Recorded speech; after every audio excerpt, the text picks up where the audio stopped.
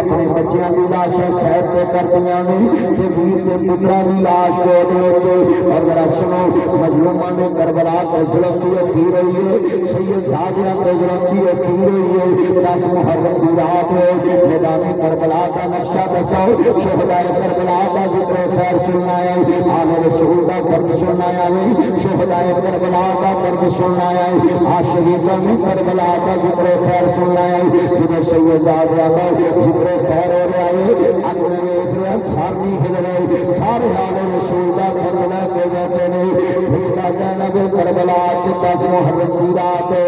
اپنی گود اور محمد تعالی شہید کو کر دیتا ہے امام دینا کے دنیا دے پوروں کی میرا عابد لوگوں دیا تیاں پرایا جانے بہنا جانے خاندان آ جاتا ہے لوگوں کا خاندان آ جاتا ہے ادھر سیدزادے نے شہداء کربلا کا ذکر کرے آل رسول کا ذکر سناوا شہداء کربلا کا ذکر سناوا سیدزادے کا ذکر خیر سنا جاوا اپنی والے مقبول دی آل من والے جو شہداء کربلا کا ذکر ہوے مصطفیٰ کی یاد کا ذکر ہوے سید زادے کا ذکر ہوے 10 محرم کی رات آگے پتیلے نہیں کیا پترا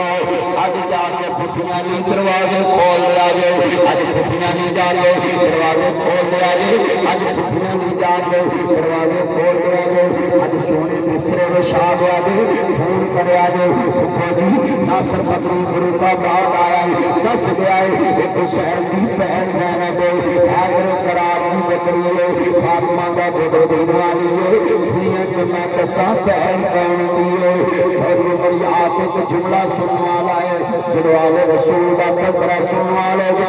جدو دوستا خاندان رسول کا ذکر خیر سننے والے دے